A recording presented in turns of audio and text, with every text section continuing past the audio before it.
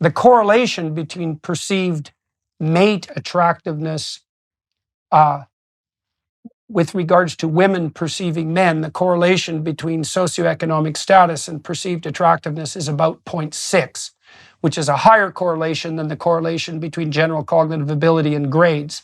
And I use that as an example because that's one of the most robust and powerful findings in the social sciences.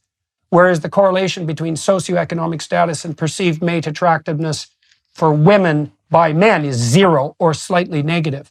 So it's a walloping difference. And that's associated with the proclivity of women to preferentially mate across hierarchies and up, and men to mate across hierarchies and down. And that's relatively well established cross-culturally, and the proclivity doesn't ameliorate much in, say, the Scandinavian countries. It ameliorates slightly. And then there are other hallmarks of attractiveness on the female side, and this is where I want to go with the beauty myth. We know that babies, for example, will gaze much longer, even as newborns, at symmetrical faces. And there is this doll-like aspect that you described. So one of the hallmarks of sexual attractiveness is neotenic faces. And so there's a proclivity for organisms to evolve towards their juvenile forms. That's neoteny. And it's such a pervasive tendency that it even characterizes animated characters, as Stephen Jay Gould was at pains to establish. It's quite comical. But one of the hallmarks of cuteness is a babyishness of face. And you can see that in the plush toys and the sorts of things that are often bought as dolls for kids or for sentimental adults, have very large eyes, very small noses, very symmetrical faces.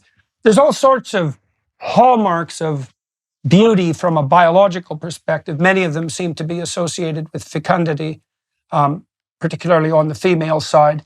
And that is very harsh. It's a very, very harsh standard. And when I read The Beauty Myth, which was a long time ago, by the way, because it was published in what, 91? 93, yeah. 93.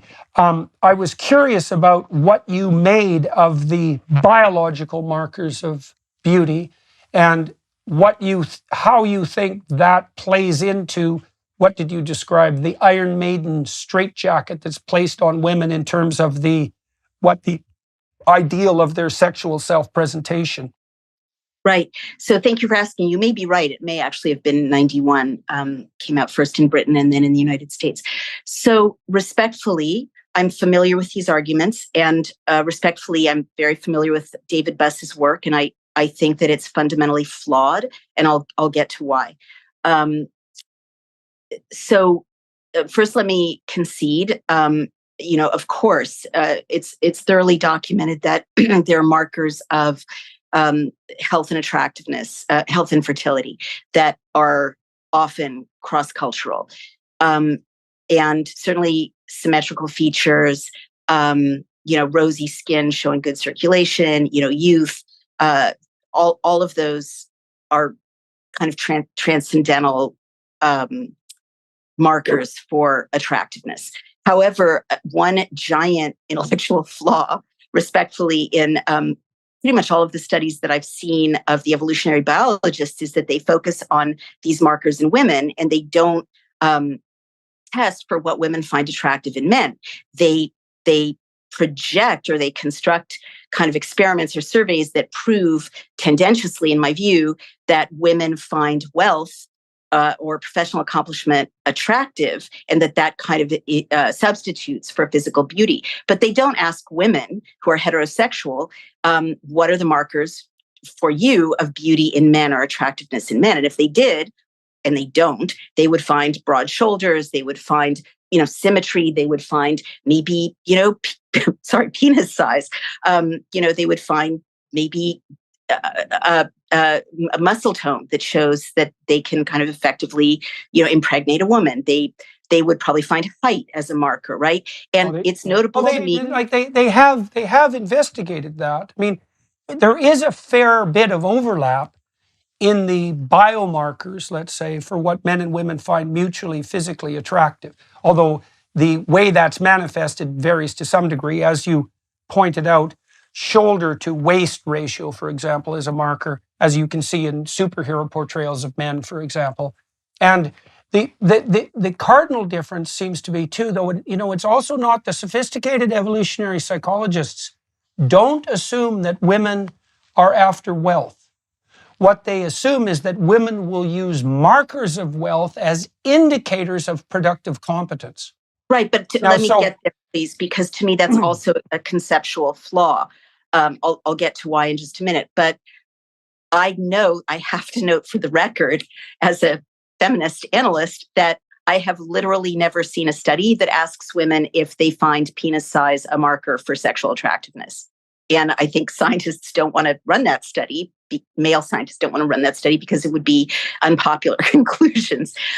So I guess to me, the whole field of evolutionary biological studies that conclude that sexual attractiveness is kind of gendered female, and that for males there are other proxies for sexual attractiveness, is really convenient for men.